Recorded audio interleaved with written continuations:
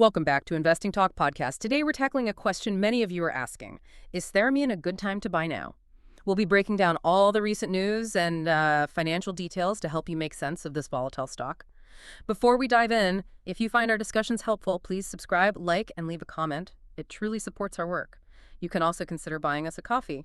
And, hey, if there's a specific company you'd like us to look into, just leave a comment below. Indeed. Tharimmune has been making some, significant waves lately, and that recent surge has many investors intrigued. We've gathered some fascinating sources that paint a picture of both immense potential and significant risk. We'll explore what's behind its recent performance and what it means for you as an investor. Okay, let's unpack this. What exactly happened with Tharimmune's stock price recently? The sources show it soared 207% on August 20, closing at $3.59. It experienced multiple volatility halts and cemented one of the year's biggest one-day gains on Nasdaq. 207%. Yeah, it's the kind of move that makes you double-check the ticker symbol, right? So what's the core catalyst behind this dramatic movement? It largely stems from new pharmacokinetic simulations for its TH104 program. These simulations, they point to a potentially superior profile against fentanyl-induced respiratory depression. Basically, TH104 is trying to outperform existing reversal agents like naloxone and nalmefene, especially when dealing with high-potency synthetics such as fentanyl. Okay, TH104, and here's where it gets really interesting for investors, according to our sources. The discussion points to a biodefense/opioid crisis narrative.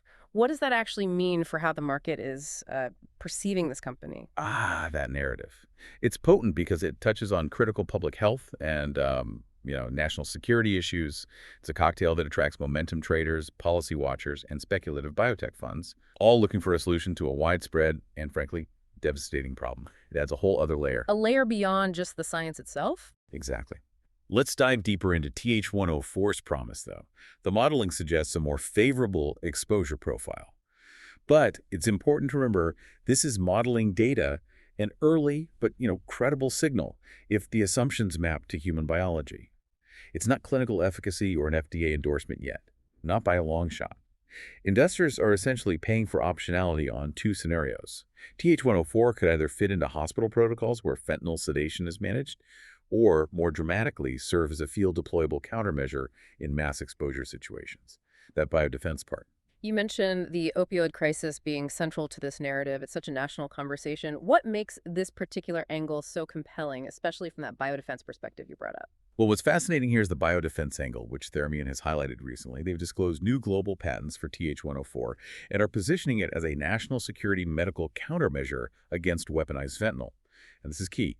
U.S. agencies like BARDA and ASPR have pathways, like Project BioShield, to fund late-stage development and procurement for such critical countermeasures. So potential government funding? Potentially, yes. While the opioid reversal landscape isn't empty, you've got OTC Narcan. OPVE TH104 needs to show a clear edge, specifically against synthetics. But the potential for non-dilutive government funding, that significantly reduces development risk for a small company. That's very attractive. Okay, that makes sense. Government funding could be huge. But let's bring this back to earth for a moment. So what does this all mean when we look at the company's financials? The sources indicate Tharimmune currently generates no reported revenue and is operating at a net loss. We're talking a net income of approximately negative $12.01 million and an EPS of negative 5.47. Pretty stark. Yeah, financially, Tharimmune's health is clearly challenged by persistent losses. Now, as a clinical stage biotech, this isn't entirely unusual, right? They're investing heavily in R&D. Yeah. However, the share count increased by over 300% year over year.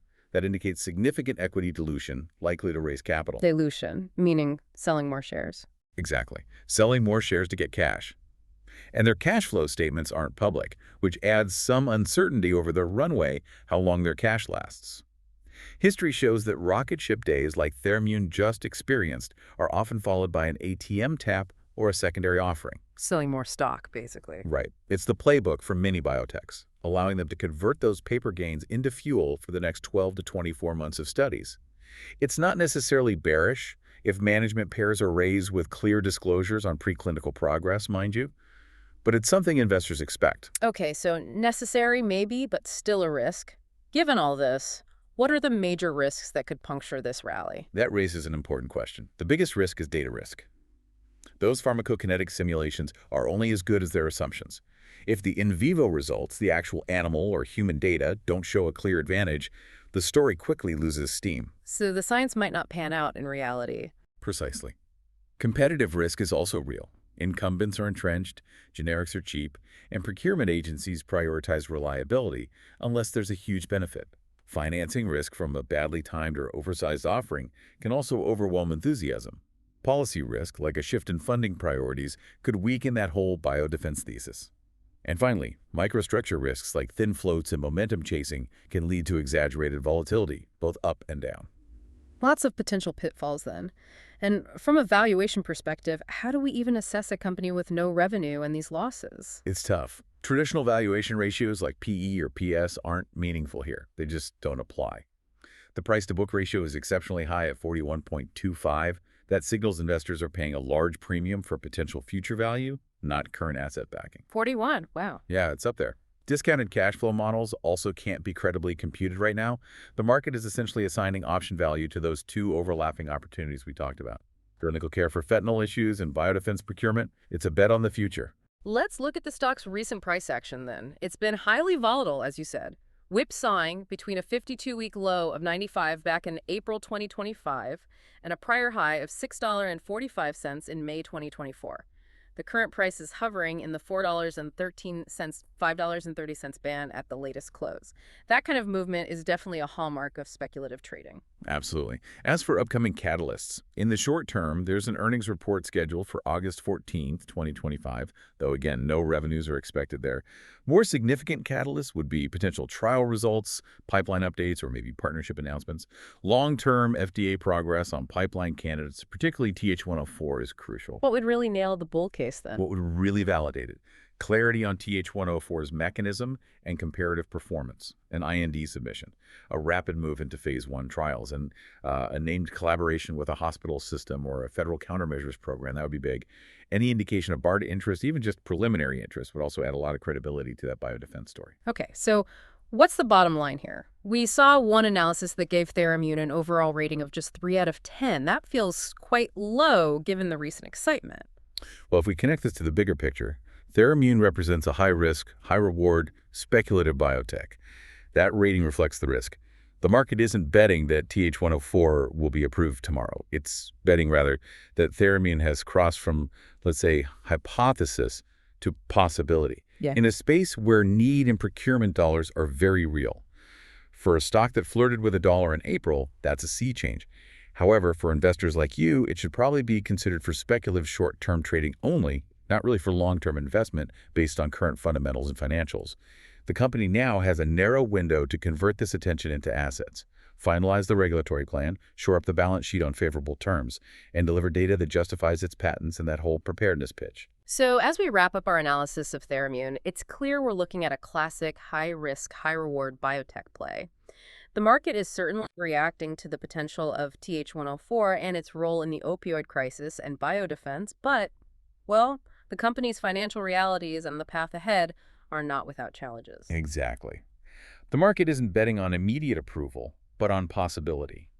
The critical next steps for Tharimmune will be converting that attention into tangible progress, finalizing regulatory plans, strengthening their balance sheet, delivering compelling data, which really raises an important question for you, the investor. How much value do you place on an early-stage drug addressing a critical public health crisis, given the inherent uncertainties of biotech development? A crucial thought to consider. Thank you for joining us for this in-depth look at Tharimmune. We hope this analysis has given you some valuable insights. And remember, if you enjoyed this discussion, please subscribe, like, and leave a comment. Your support means the world to us. And don't forget to let us know which companies you'd like us to cover next. We'll be back soon with another exciting topic.